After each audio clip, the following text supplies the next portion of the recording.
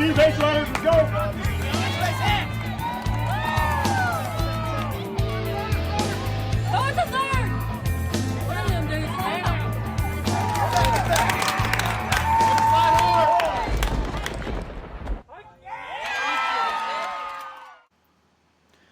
Hi, welcome back to the Travel Ball Experience podcast. This is our second episode, and David here with Charlie again.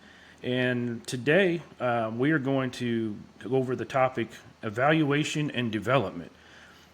Kind of comes on the heels of the last episode when we talked about team tryouts and what coaches are looking for and kind of parents' expectations. So, Charlie, what's your initial thought on evaluation and development? Because it's sure the one thing that everyone talks about is important. Well, I think our initial thought, mine and yours, is that we hope that coaches don't overlook the smaller kids, but that's because we have smaller kids.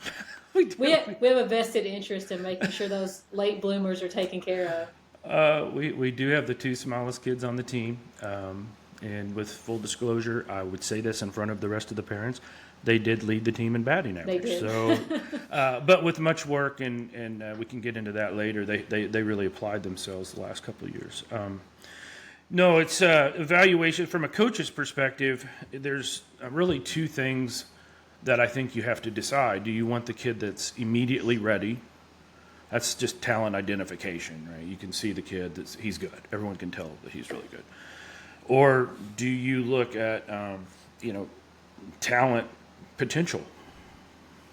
So he's not quite as good as the other kid that you see, but you can just tell that it's coming, right? Yeah. His parents are 6'4" and 5'10" and both played high school sports, and the Right. other kid who's really good right now, they're 5'7" and 5'1" respectively, but didn't play high school sports. I mean, things might happen. So do you take the talent right now, or do you take the potential? And I don't think there's a right or wrong answer. I think it depends on where you're at with your team and what your goals are. If it's the last year your team's going to be around, you want talent today, right? Yeah, so let me ask you this question. If you're building a 9-year-old or a 10-year-old team, you have your son and you need to add players around him, does it make sense to take the kids that are good right now, or does it make sense to take the kids that you think will be good in 2, 3, 4 years down the road, given what we know about how often kids move around in travel ball? I guess it depends on if you think you're going to be able to keep those kids. Well, for me, and it always starts with the family first, Right. 100%.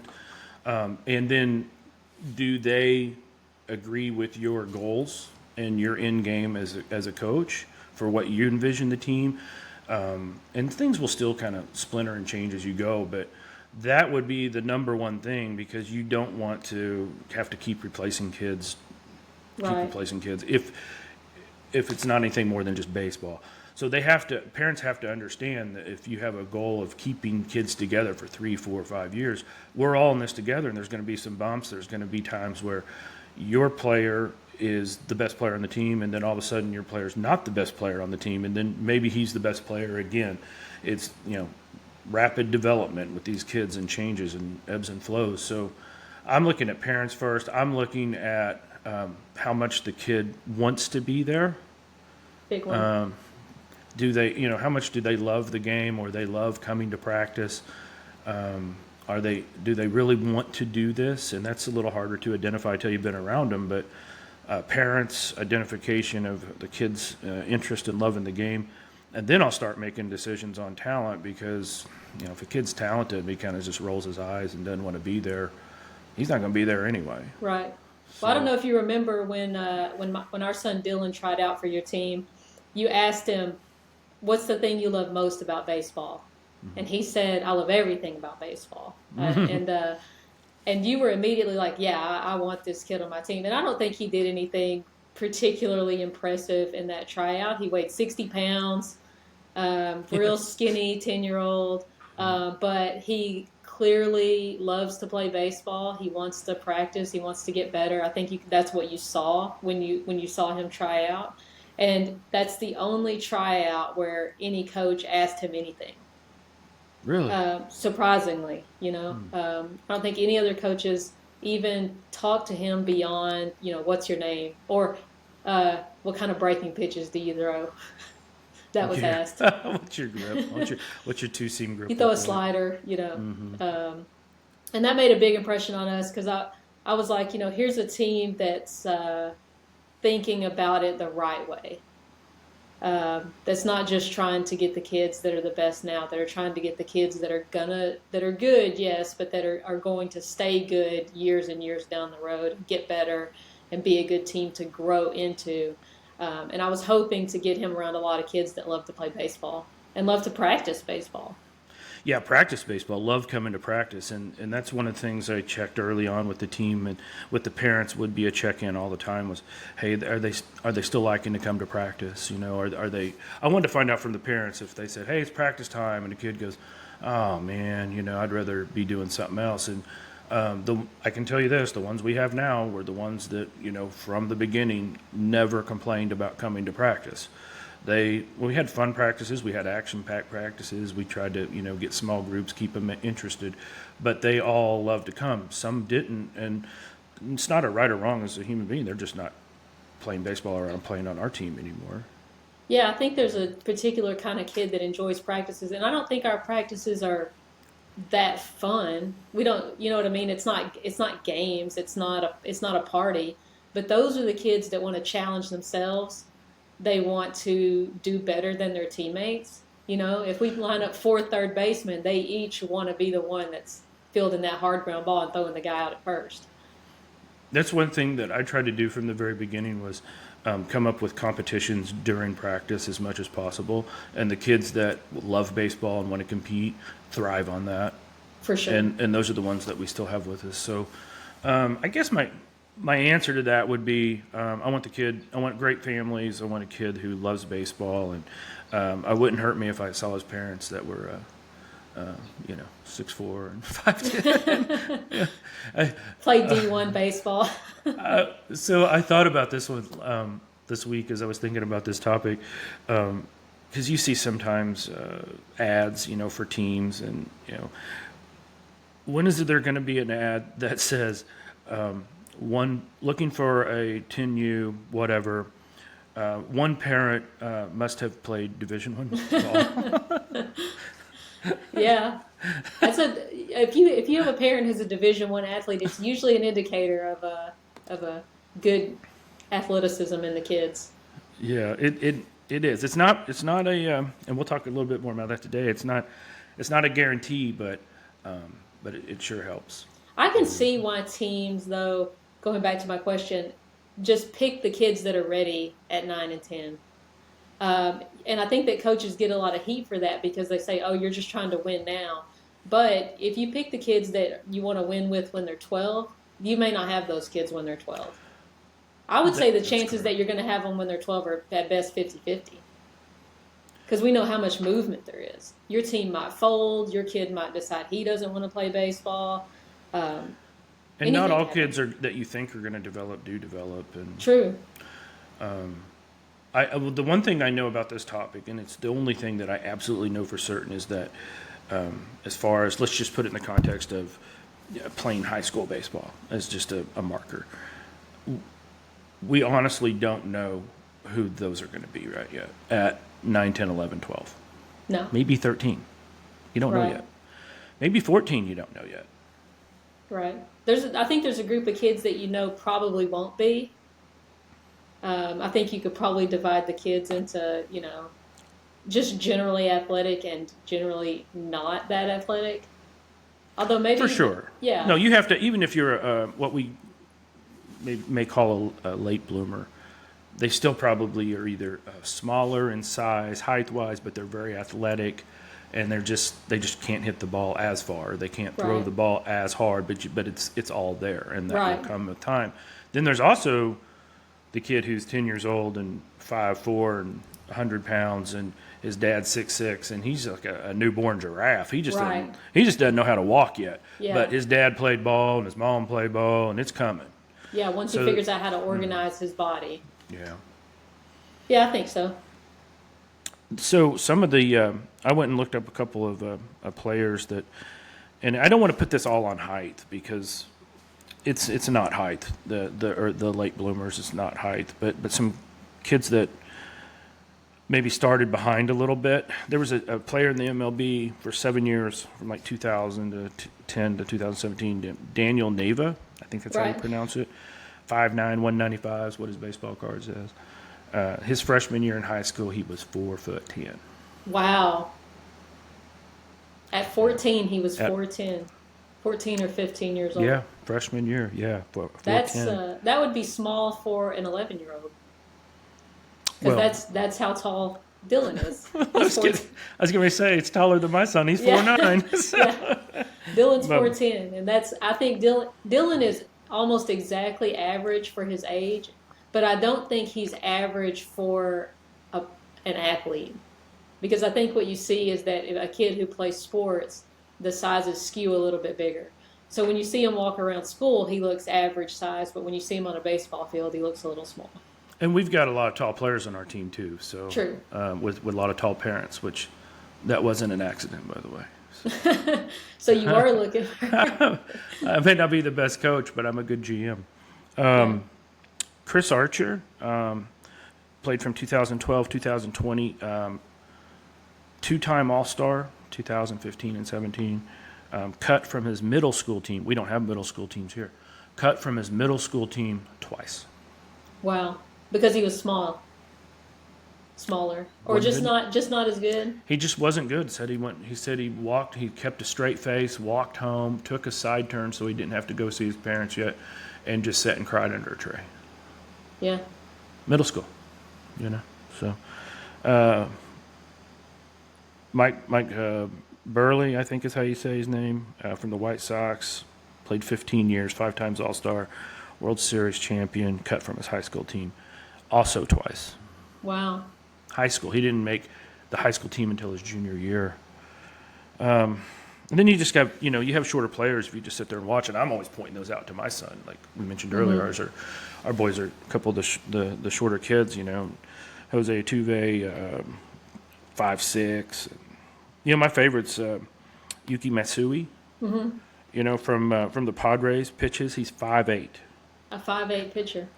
5'8" pitcher, that's the thing. You could see maybe a second baseman kind of working.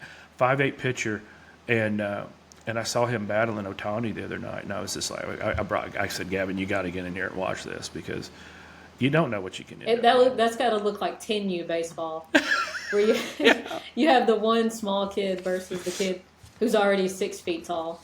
Yeah, it was a good battle, and he got him, and the look on his face was amazing. He was very satisfied. I'm sure he went through a lot of years not being the big guy in the team, Yeah. right? That's the best thing about baseball, don't you think? You could be any body type and make it to the major leagues. Basically, you could look like anything.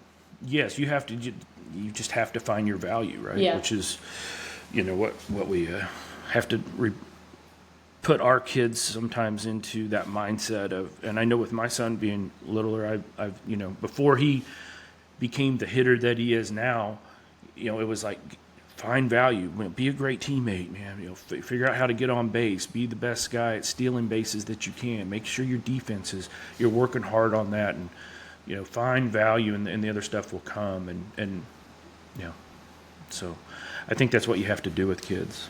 But as far as coaches when they're spotting potential, some of the things that you put on Facebook this week. I'd like to kind of go through those. Maybe we can just kind of touch on those. And again, this is coming off the heels of tryouts, so I'm sure the coaches have already made their decisions on a lot of their kids. But if you are a coach and you're trying to spot potential, and you have a note here besides the kid that's the obvious, because there's always the obvious kid or set of kids that are like, yeah, they're good. But if you're trying to figure out, coachability is the first one you have on here. An athlete has the ability to learn and repeat a drill. That's really big in my book. And I think that means that the player will get, especially if we're talking about a 9 or 10-year-old player, they're going to get better very fast with reps and with coaching. That's the kid, even if they're not the best player out there right now, maybe in one season they will be, you know. Does he look you in the eye? Does he not interrupt the post-practice, pre-practice circles? Does he try to make the physical effort to do what you're saying, and then you see 3 weeks later he's doing it? Those are the kids that are unbelievable. Take a team full of those, and you can win some ball games. The next one's hand-eye coordination, and a lot of kids, a lot of different sizes, as you just said, but athlete can make consistent contact in batting practice and is good at catch. I mean, we're just talking basic hand-eye coordination.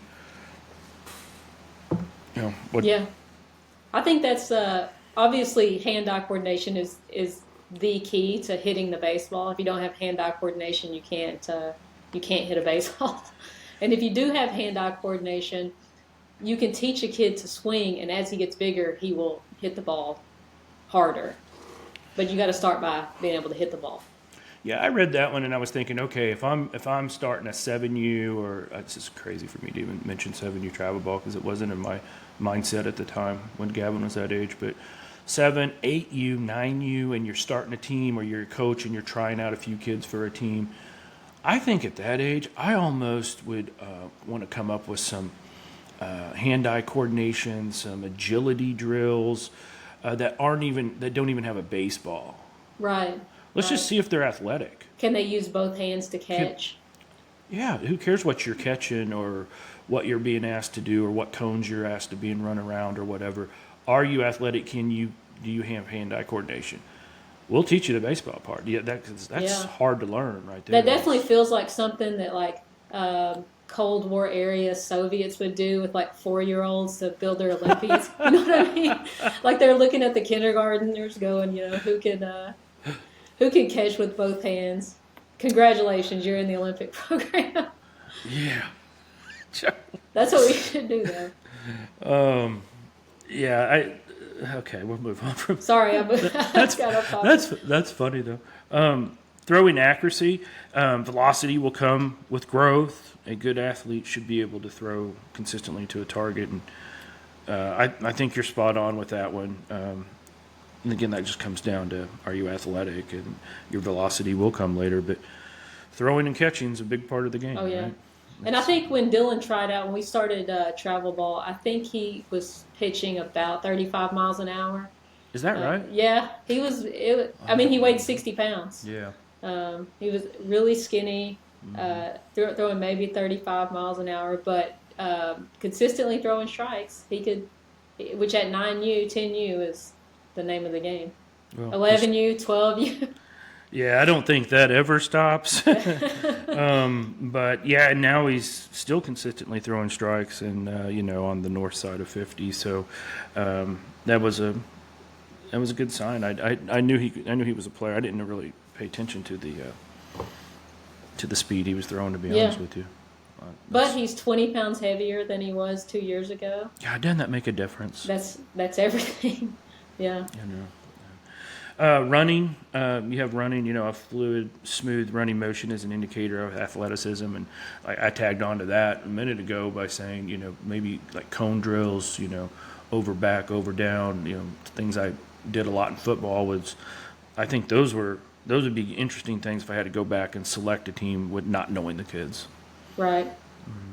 I think every athletic kid can run well. I do think that's a really early indicator of general athleticism. And not just straight line. Right, exactly. Yeah, and then number 5, you had love of the game, and we touched on that when we first started, but that's so big. Because if you don't, your parents can put money into, they can take you to lessons every week. They can drag you out in the front or backyard and play catch, and you don't have a love for the game. You're not going to keep up, or if you're an early bloomer, you'll get past, and when you do get past, you won't care. And right. So right. I think identifying that love of the game, and so I don't know what are some areas that you would be able to say a kid loves the game. I said as a coach, checking in with the parents all the time, have they ever complained about coming to practice? That to me was like the end all. As a coach, as a parent, how can you identify whether your son loves the game? I think if he will work at home without being drug out in the yard, as you say. Like if they are willing to work on their own. In fact, that was a big one for us deciding to go to travel ball. We were absolutely not going to pay to play baseball unless our son was willing to practice at home because you have to practice a lot more to be good. And if you're complaining about your 4 times you practice a year in rec baseball and you never want to play catch at home, you probably aren't interested enough in baseball to invest your parents' money in travel ball. I think, do you like to watch baseball? Play baseball video games, watch baseball TikToks, or even if it's just banana ball. There has to be something about it that you're willing to consume in your media diet. Banana ball, that's become quite the thing. So we were playing toss out in the front yard the other night and kind of got out in the street and extended our throws a little bit. And then he's like, yeah, I need it higher and in front of me. And I'm like, what do you can catch a fly ball. What are you doing? And boom, here he goes. He tries to do the bump up from the glove and then catch it like banana ball. He goes, trick play. And then it turned into 15 minutes of shenanigans. And I wanted so bad to say, hey, let's get back to our long toss. But then I thought, he's having fun and it's baseball related. That's important. So then I tried to do a couple of them and I smashed my thumb pretty good. I'll leave the trick plays to him. But enjoying and participating and viewing and being around and the knowledge of the game. Yeah, that doesn't mean that your son has to want to do baseball to the exclusion of everything else. Like, it doesn't mean that your kid has to spend 4 hours a day in the garage hitting BP. They can have other interests. They probably should. It's probably a healthier mentality to do a little bit of baseball and a little bit of other stuff. But they can't dread baseball. They can't dread practice. Yeah, or ask when the game's over because they want to go home and hang out. So exactly, that happened. Anyway, that's neither here nor there. I'm not going to read through all points on the early bloomers and late bloomers. You have another piece on the Facebook page that talks about parents guiding your child through baseball as an early bloomer or late bloomer. What I got out of that the most for me, and there's a lot of points on this, is that I think parents better be ready to have communication ready to go at all times with both. And I say both because, there's so many conversations I've had with my son being a late bloomer. You got it, you're earning your way. I try not to make sure that he's putting value, comparing himself to others, which was really hard when he was younger. Mm-hmm. So we talked about that. Don't compare yourself to even your other teammates on your team. I know you can't hit a one-hopper to the fence. You're 60 pounds now. Yeah, exactly. Well, 66 pounds now. He's not big. So I think that we have to be able to have honest conversations with them about whichever way they are, and find your value on the team, and work, like you said, work on your hitting. The distance on that will come later. Work your hand-eye, be a good fielder, be a good base runner, be gritty, be a value to your team. And I tell my son all the time, hey, you see that kid over there? Like, he may not be playing baseball. It might be like a really tall kid or something. He may not be playing baseball in 3 years. Like, right. We don't know. My son may not be playing baseball in 3 years, but the point is you don't know, and everything is so like instant with kids. Right. It's like what's under their feet right now. Well, I'm the shortest kid out here. Well, okay, well let's find something else you can be good at to help the team, and you don't have to be tall. So I think the tall conversations. Kid probably also wishes that there were a lot of aspects of his game that your son has in his game. I think every player on the team probably wishes they were as fast as he is. Well, I tell you, the one thing about him, and he is fast, and we've talked about using that to his advantage to help the team. That's one thing he keeps trying to, he'll accentuate, like, hey, we go and try to, run up a mountain or, a hill in the neighborhood or something, just because, hey, it'll make me faster, Right. And so he's put a lot of pride in what he could do instead of just saying, I can't throw as hard or far and I can't hit as far as the other kids. And so, but I think all parents need to have that conversation. It's okay, but man, don't let them compare themselves. Just take that out. Just tell them that their time's coming. And then communication on the early bloomers, that's the kind of little hidden secret is I don't know if it's a hidden secret, but it's the kid that is, he's early, he's good, he's a dude on the mound at 11, 12, and then he doesn't grow anymore. Right. And now, how far have his parents gone with it in the travel ball world of investing in that and putting his identity in that and making sure that that he knows how special he is, and then the kid starts thinking my value's in baseball. Right. And then if that ever stops, then and it's not, of course, anyway, but I mean, how does that kid start handling life? I mean, his sense of worth, his value, who he is, all of a sudden at 13 or 14, and he didn't grow anymore, and it's obvious he's not going to play in the high school team, and his parents just ran him all over the country playing travel ball, talking about how good he was going to be. Parents better be ready to talk to their kids about that too. Right. I think it's a good idea to have, one of the best things about having your kids in multiple sports is that he's probably not that good in every sport, but I think it could be any kind of activity. If your kid has multiple interests, they do multiple things, they're probably not going to be the best at everything they do. And there'll be some things they're good at, and then some things that they have to work really hard to be as good as the other kids. Or maybe they just will never be. They're just not as good at that activity. Yeah, I've told my son, again, the late bloomer, that one thing that he will have is there's some kids that we know and we've seen and we're going to see this fall that are really good. They've been really good since they were in kindergarten, and if they don't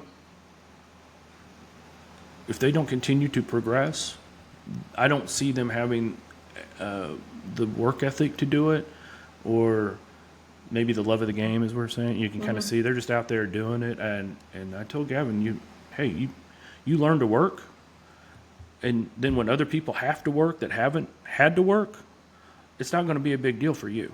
Right. You're going to put the time in. It's not going to be a big deal, and you know what you got to do. So there's some advantages in being a late bloomer. So there's a lot of advantages being an early bloomer, though. You can be a dude earlier. Yeah. But only I think there are those guys that were early bloomers that, like Bryce Harper's the classic example. Bryce Harper was huge when he was 12. Stud. And I don't think that was a detriment to his career.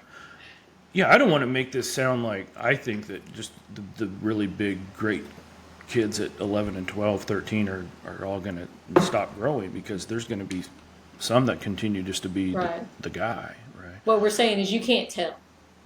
You don't know. That's why I said earlier, the only thing that I know for sure is that we don't know. Right. I can probably better guess a good percentage of the kids that are going to go beyond and play high school ball and stuff, but I'm not going to get them 100%. And I'll be surprised if I tried. Right. 'Cause I've just seen it. Except for the 1%, that's just they're good at kindergarten, they're good in high school, and they have college opportunities. And you don't know if they're gonna if they're gonna play baseball, or if they're gonna start playing football when they get to junior high. And there's a lot that can happen between 10 and high school. Yeah, it's called puberty. That too. I'm trying to dial some of that. Let's go. Yeah, I just I think there's very little evidence that pre-puberty success absolutely equals post-puberty success. Yeah. I mean, you can look at parents and get an idea if they're going to continue to grow theoretically and this or that, but I don't. Hey, so I have one other topic that I was thinking about that goes with this. It wasn't on your notes.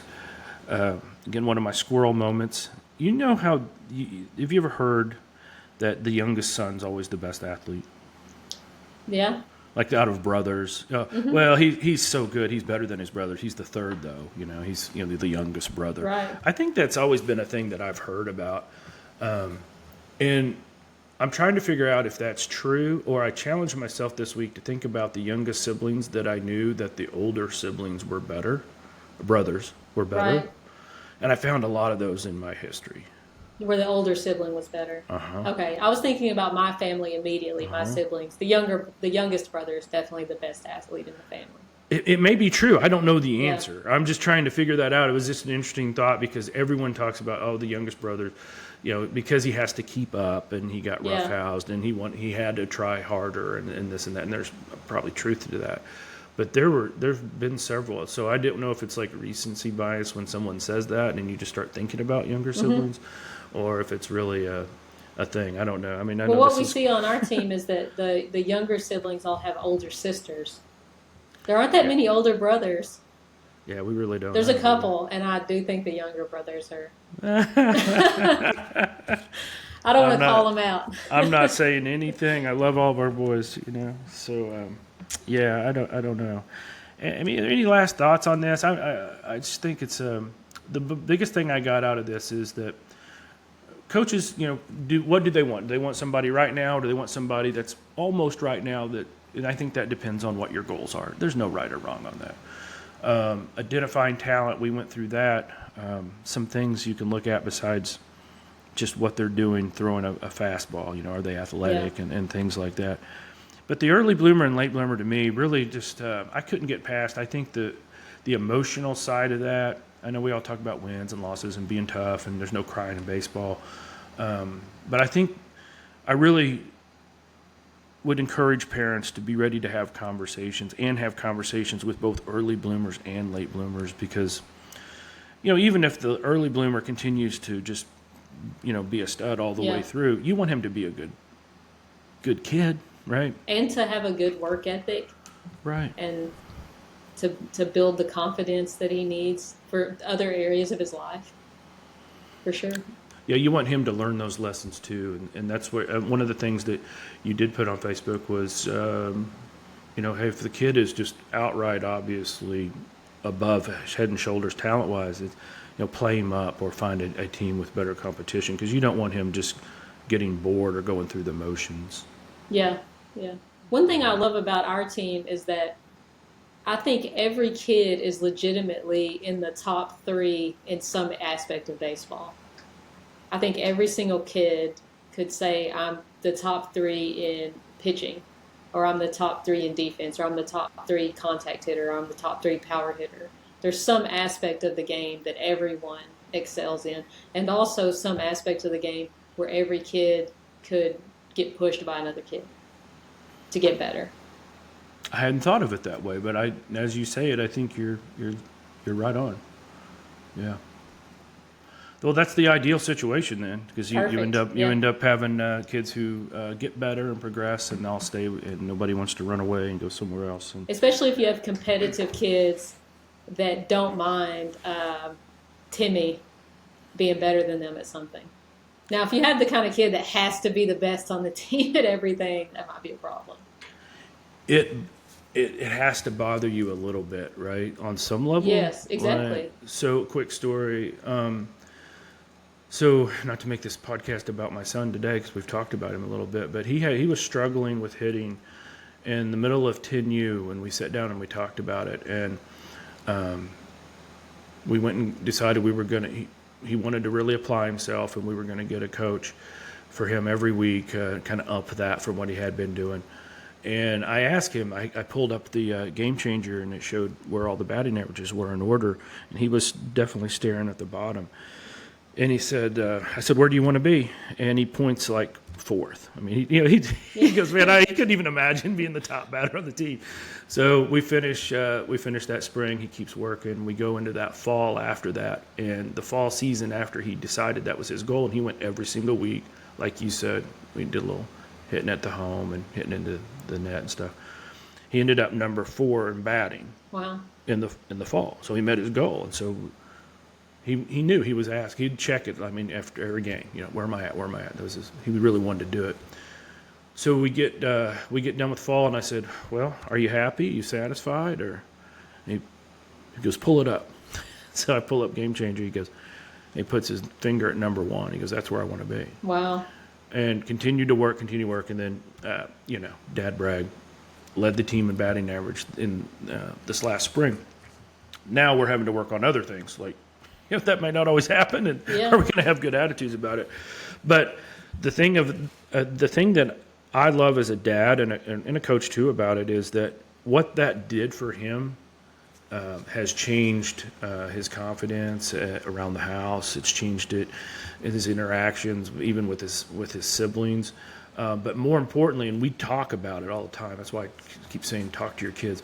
I talk to him about it all the time. I said, dude, you've done something now that when something hard happens in your life in the future, you can just look back here and you know what you have to do.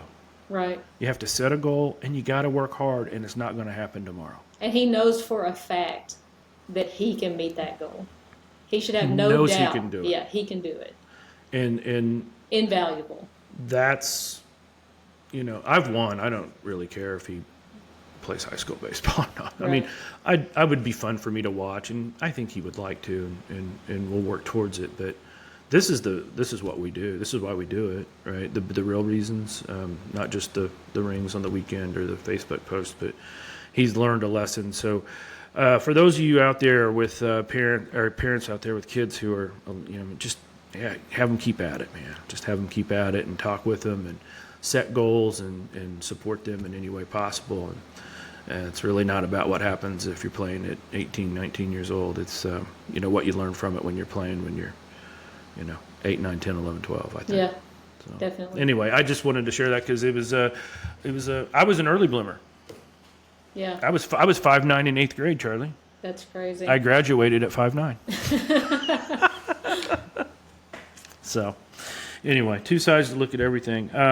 So exciting things coming in the near future for the podcast for everyone out there. We are going to start sprinkling in some guests in our next episode. We'll have a guest on it, and so look forward to some information on that. I think it'll be really timely for getting ready to start the fall season. So what we'll be talking about. So with that, do you have any other things you want to talk about, Charlie, or add on for today? Nope, great conversation, super interesting. I think something that every parent and coach has to think about with their kid and with the kids that they coach. So let us know on Facebook and everything what y'all think. All right. Well, with that, we'll see you at the ballpark.